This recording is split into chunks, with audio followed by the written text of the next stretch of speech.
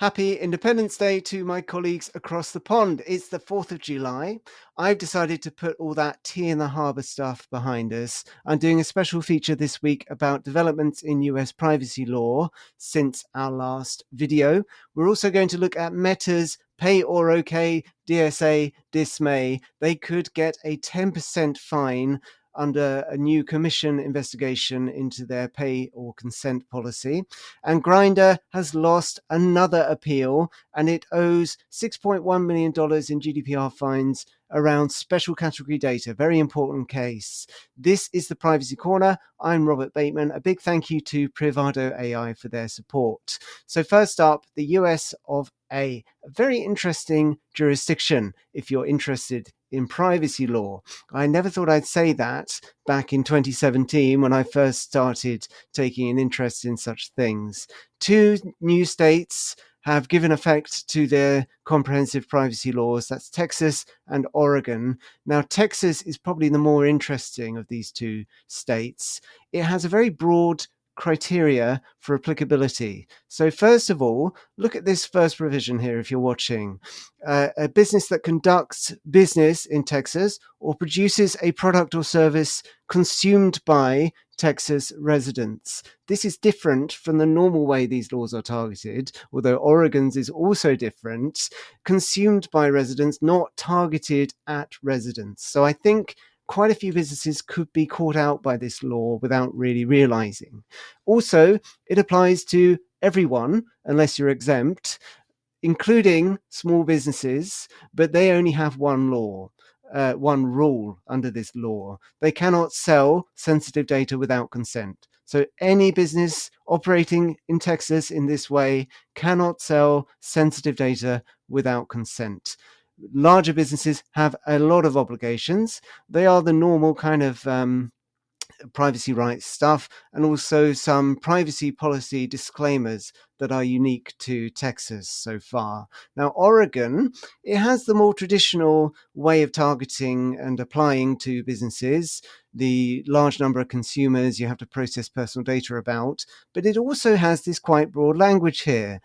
It applies if you conduct business in Oregon or provide products or services to Oregon residents. So again, not targeting them specifically, but providing services to them. This could be interpreted quite broadly, I think. And also, it applies, unlike all these other laws, I think, to nonprofits, except some kind of weird niche nonprofits that probably lobbied the Oregon legislature to get an exemption. Nonprofits that detect and prevent fraudulent acts in connection with insurance. I don't know many charities that do insurance fraud detection, but I assume there are some in Oregon.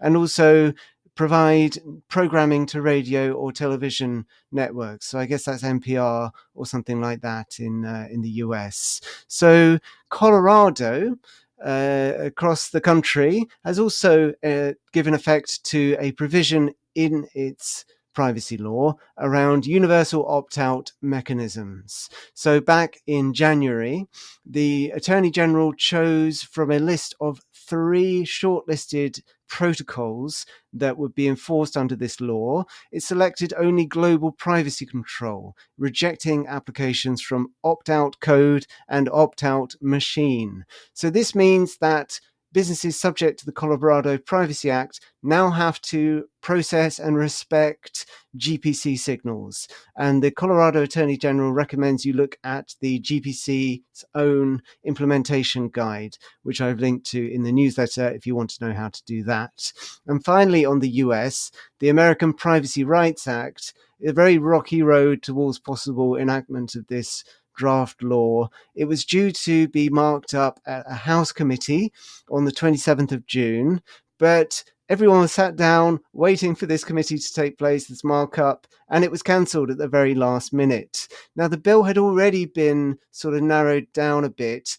Things about algorithmic decision-making have been stripped out. The targeted advertising rules have been narrowed. So some civil rights organizations were not happy about that. But it looks like the Republicans are really pushing back on this bill altogether and are not happy with the idea of federal privacy law per se. Now, next up, Meta, as we all know, as I've covered many times in these videos, has implemented a pay or consent policy. So you can pay for a version of Facebook and Instagram that does not have behavioral advertising.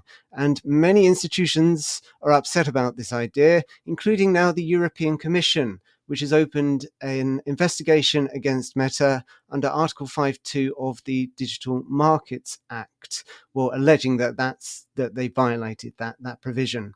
So the Commission says that Meta should not be allowing users, should be allowing users to opt for a service that uses less of their personal data, but is otherwise equivalent to their main sort of offering. So in other words, is free. And also, they are not happy with the way Meta has implemented its consent flow, basically. They don't think this pay or consent model aligns with the GDPR's consent definition. So the DMA defers to the GDPR when it comes to what consent means, much like the e-privacy directive. And the Commission is of the opinion that the pay or consent model doesn't meet that threshold. So the 5.2 obligations are here on the screen if you're watching.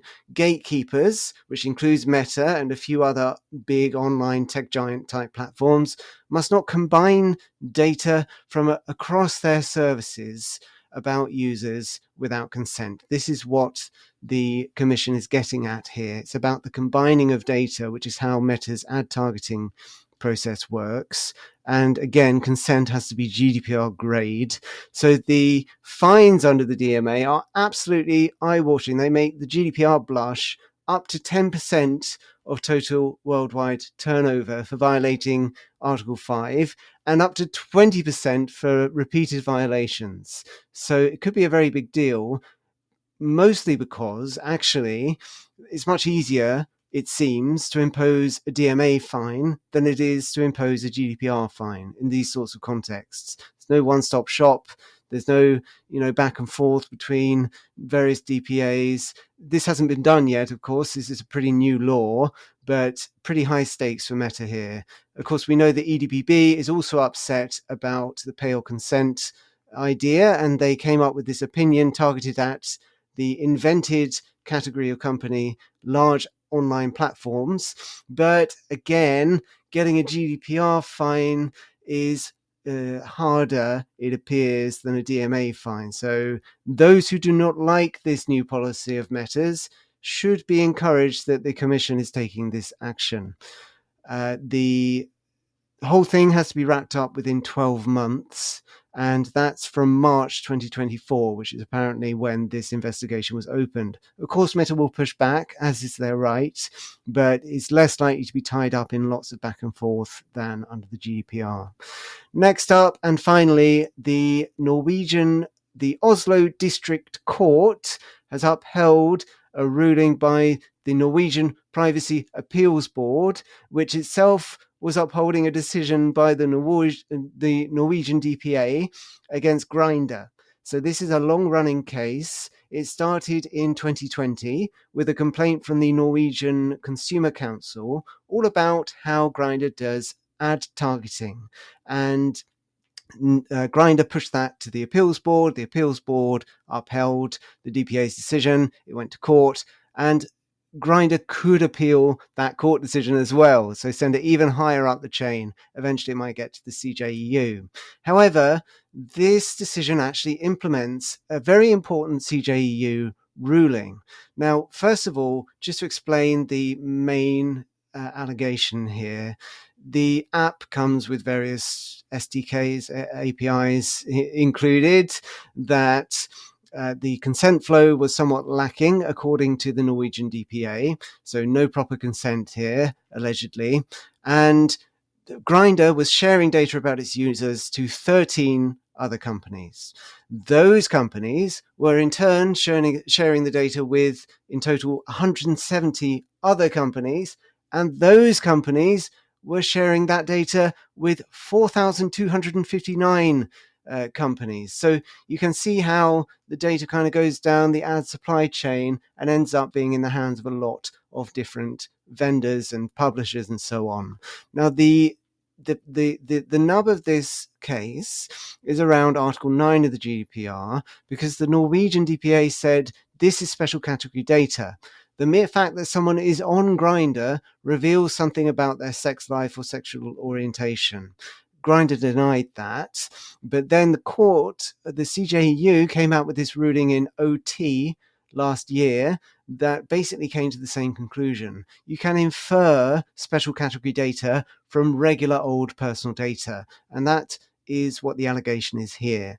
Even though someone's user ID associated with a Grindr account is not explicitly about their sexual orientation, you can infer that information, and therefore you're dealing with special category data. You need a condition under Article 9, which Grindr did not have. So that's all from me for this fortnight. Remember, we're doing these videos every 2 weeks now instead of every week. So I'll see you in a couple of weeks. Big thank you to Privado AI for supporting the show, and do subscribe to the newsletter, which is also fortnightly now or bi-weekly. I'll link to that down below.